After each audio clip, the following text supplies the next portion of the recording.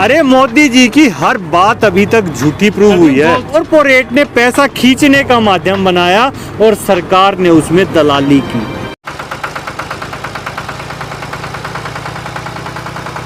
क्या तिरंगे से बड़ा किसी पार्टी विशेष या धर्म का झंडा हो सकता है? सभी साथियों को नमस्कार। बिल्कुल नहीं हो सकता अनूप जी, हिंदुस्तान में तो हो नहीं सकता और हिंदुस्तानी के लिए तो पूरी दुनिया में नहीं हो सकता। तिरंगा ही सर्वे सर्वा है, हमारा सम्मान है और तिरंगे का हम सम्मान करते हैं। जिस तरह से कल्याण सिंह जी के पार्थिव शरीर के ऊपर तिरंगे के ऊपर मोदी जी के सामने भाजपा का झंडा रखा जाता है, तो ये क्या मानसिकता हो सकती है? या गलती से हुआ है या जानबूझ के रखा गया? भाई प्रधानमंत्री जी के सामने हुआ है तो गलती तो बनती ही नहीं है। पूरा प्रोटोकॉल होता है, एग्जीक्यूटिव्स होते हैं, इतने लोग होते हैं, तो ये जानबूझकर बीजेपी की सोची समझी चाल है। ये करते हैं क्योंकि भारतीय जनता पार्टी वाले सिर्फ ड्रामा करते हैं। ये सिर्फ यूँ दिखाते हैं, जबकि ये अपनी पार्टी के झंडे को, संगठन के आरएसएस के झंडे को हमेशा ही ऊपर लगाते हैं। अब ये आपने यहाँ पे देखा, लखनऊ में देखा, यहाँ देखा और उससे पहले शायद जोधपुर कोर्ट में देखा होगा आपने, वहाँ भी इन्होंने लगाया था और नागपुर में तो ये करते ही हैं। लेकिन हाँ, 26 जनवरी की घटना पे किसानों को बदनाम जरूर करते हैं। इन्हें क्या पता कि तिरंगे का सम्मान जो करता है वो किसान करता है। किसान की बेटे की जब बॉर्डर से लाश लिपट कर आती है तो वो तिरंगे में आती है। उन्हें पता है तिरंगे के लिए जान कैसे दी जाती है। और ये फालतू के ड्रामे और झूठों की सरकार आ गई। इन्होंने जानबूझकर सबके सामने तिरंगे का अपमान किया है। इनको तुरंत इस्तीफ़ा देना चाहिए और इनके खिलाफ मुकदमा दायर होना चाहिए। अब जब से सोशल मीडिया पे वो विजुअल्स और फोटो वायरल हुई हैं, तब से बीजेपी की तरफ से सफाई के तौर पे आए कि कल्याण सिंह की अंतिम इच्छा थी कि मैं जब भी जाऊँ तिरंगे भाजपा के झंडे में जाऊँ। देखिए, कोई बात नहीं, हम सम्मान करते हैं इस बात का। अगर उनकी अंतिम इच्छा थी तो तिरंगे को वहाँ से हटा देना चाहिए था। ये अपने झंडे में लपेटे, उनकी इच्छा पूरी करते। भाई तिरंगा वहाँ लगाना किस लिए ज़रूरी था? अपना भाजपा के झंडे में लपेटते। लेकिन तिरंगा नीचे करके उसके ऊपर भाजपा का झंडा जो लगाया गया, इसे अपमान कहते हैं। ये सरासर, क्या वहाँ सभी अनपढ़ थे क्या? प्रधानमंत्री सामने खड़े हैं, मुख्यमंत्री हैं, क्या वहाँ प्रोटोकॉल में चीफ सेक्रेटरी होंगे, आईएएस होंगे, आईपीएस होंगे? क्या उनको तिरंगे के सम्मान और अपमान का नहीं पता है? क्या कोई शक की कोई वजह है कि वहाँ अनपढ़ लोग थे? क्या थे? जानबूझ कर किया गया। अरे तुम्हें चाहिए था भाजपा का, तुम तिरंगा ना लगाते, भाजपा लगाते।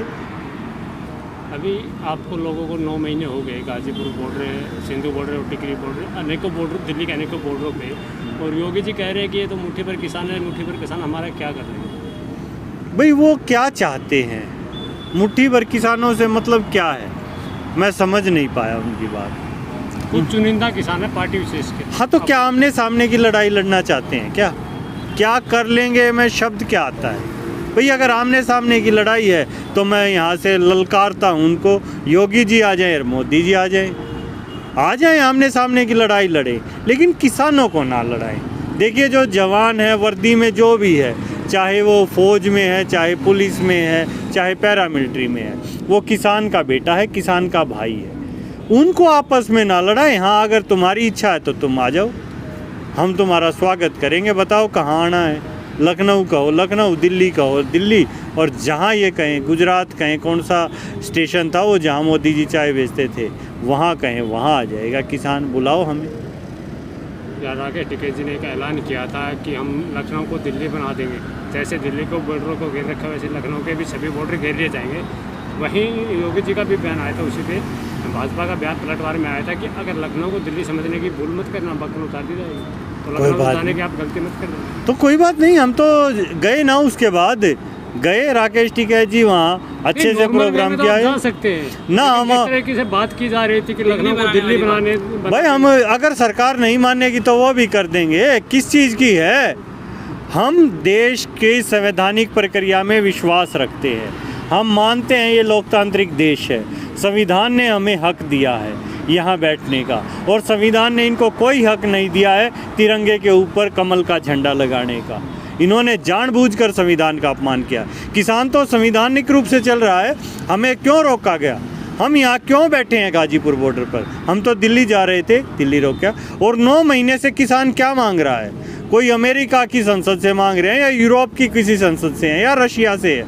अपने देश की संसद से हम ये डिमांड कर रहे हैं। हमें नहीं लगते अच्छे कानून, हमें नहीं लगते। क्या हुआ इससे? मान लिया इनके अच्छे हैं, गलत हैं, जैसे भी हैं। भाई हमें कोई चीज़ नहीं चाहिए। हर देश की एक अपनी परंपरा है, संस्कृति है, हमारी है, हम नहीं मानते। किसान है हम, हमें वो बिल नहीं चाहिए, या तो ये अपने बिल है। भारतीय किसान संघ जो आरएसएस के एक शाखा का उनका जो किसान संगठन है, अब वो भी आपके साथ आ गया, आपके संगठन के साथ। वो भी कह रहा है एमएसपी पे लिखित कानून बनाने चाहिए। क्या आप उसका समर्थन करते हैं? नहीं, आए हैं तो अच्छी बात है, आ जाओ, स्वागत है, लेकिन साजिश के तहत आए हैं तो नहीं गुजरने देंगे। अगर बीजेपी ये सोच रही है कोई ना कोई साजिश कर देगी अपने लोगों को घुसाकर, जो जानबूझकर कर रही है, क्योंकि हम एमएसपी की बात करते हैं, मिनिमम सपोर्ट प्राइस की बात करते हैं, वो प्रॉफिट मेकिंग बात करते हैं। अगर वो बात मोदी जी की तरह झूठ की बात करने आएंगे तो कोई उनका हम साथ नहीं लेंगे। आपको शक है क्या आपके साथ साजिश करने आए? बिल्कुल पूरा है, हमें पूरा शक है सरकार के ऊपर। सरकार ने किया क्या है? सरकार ने क्यों कहा 26 जनवरी को तिरंगे का अपमान हुआ? अगर सरकार ऐसी बात मानती है तो आज तुरंत मोदी के खिलाफ और योगी के खिलाफ मुकदमा दर्ज होना चाहिए और इनको इस्तीफा देना चाहिए। आपको लगता है कि वो साजिश के थ्रू आए हैं तो उन लोगों को मन संचालन साझा क्यों करने दिया जा रहा है? अनूप जी, अगर कोई किसान आया है तो हम किसान का स्वागत करेंगे, ठीक है। अगर ये भी अपना पद त्याग कर आते हैं और किसानों के साथ आते हैं, चाहे विपक्ष के नेता आए, सभी आए, हम उनका स्वागत करेंगे। क्योंकि भाई किसान देश में आज भी लोकतांत्रिक प्रक्रिया में विश्वास रखता है और लोकतंत्र के अंदर सबको अपनी बात कहने का हक होता है। उसी के तहत आज यहाँ हम बैठे हैं और अपनी बात अपनी ही सरकार से कह रहे हैं। आपसे एक आखिरी सवाल है, 5 तारीख को जो मुजफ्फरनगर में महापंचायत होने जा रही है, उसमें किसान आंदोलन की आगे की रणनीति तैयार होगी या मिशन यूपी उत्तराखंड का ऐलान होगा? दोनों ही होंगे। किसान आंदोलन तो चल ही रहा है। किसान आंदोलन अब ये तीनों काले कानून, वापसी बगैर और एमएसपी की गारंटी के बगैर हम मानने वाले नहीं। 40 पहली चीज़ ये क्लियर शामिल होने जा रहे हैं, क्या कोई राजनीतिक पार्टी का ऐलान भी हो जाएगा क्या? नहीं, ऐसा कुछ नहीं है।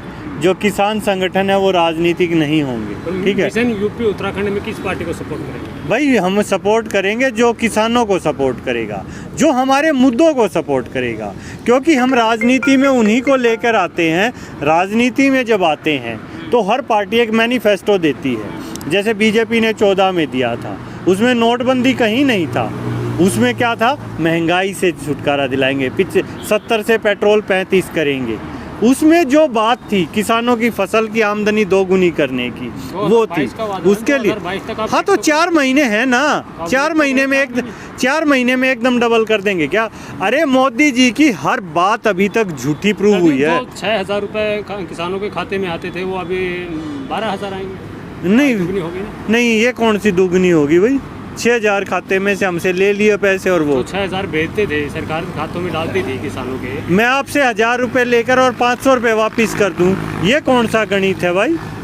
भाई अगर किसानों की आमदनी दोगुनी करनी है तो गेहूं का भाव जो 2,000 था वो 4,000 कर दो। 1 एकड़ में गेहूं कम से कम भी 20 क्विंटल गेहूं होता है सरकारी आंकड़ों के अनुसार। 2 एकड़ में 40 क्विंटल हो गया। अगर 40 क्विंटल गेहूं का 50 का आप भाव लगाओगे तो 2,000 रुपये डबल पे हो गया। 2,000 रुपये 80,000 रुपये हो गया।